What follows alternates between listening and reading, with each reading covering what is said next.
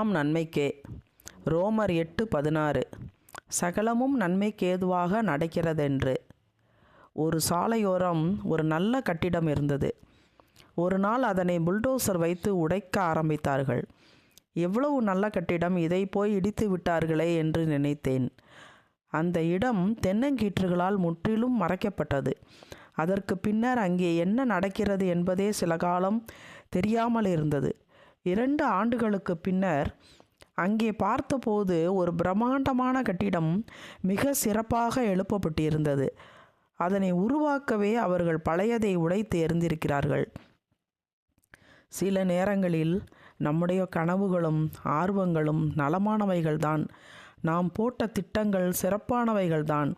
ஆயினும் தேவனது சித்தம் வேறு, நம்முடைய சித்தம் வேறு. அவைகளை உடைத்து முயற்சிகளையும் பிரயாசைகளையும் பலனற்று போக செய்கிறார்.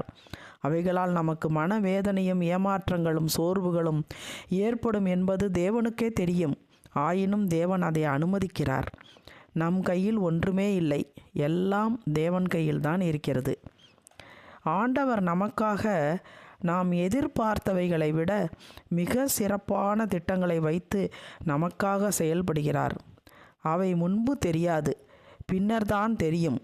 தேவன் மேல் விசுவாசம் வைத்து அவருடைய வழியில் நாம் நடப்பது உண்மையானால், நம்முடைய உடைவுகளுக்கு பின்னால் ஏதோ ஒன்று தேவனால் நன்மையாக உருவாகி கொண்டிருக்கிறது என்பது நம் மனதுக்கே தெரியும். கர்த்தர் கொடுத்த புதிய வாழ்க்கையை வாழ்ந்து பார்த்தால்தான் புரியும். அது நல்லது என்று நம் மனசுக்கு தெரியும். இளவயதில் மோசே இஸ்ரவேல் மக்களுக்கு உதவுகின்ற நோக்கில் செயல்பட்ட போது தேவன் அதற்கு ஆதரவாய் இருக்கவில்லை. அவன் நல்ல நோக்கத்துடன் செய்ய விரும்பிய காரியம் நிறைவேறாமல் போனதே என்று சோர்ந்து போயிருப்பான். ஆனால் தேவன் எதையுமே அதற்குரிய வேளையில் செய்யும் போதும், செய்ய வேண்டிய விதமாக செய்யும் போதும் நல்ல விளைவுகள் ஏற்படும் என்பதை தேவன் அறிவார். எனவே மோசேயின் திட்டத்திற்கு தேவன் அந்த வேளையில் துணை நிற்கவில்லை.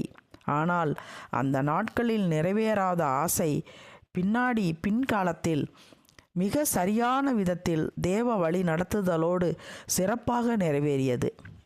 நம் வாழ்க்கையிலும் 1000 நல்ல கனவுகளோடு தான் ஒழுக்கமாக வாழ்ந்து கொண்டிருப்போம்.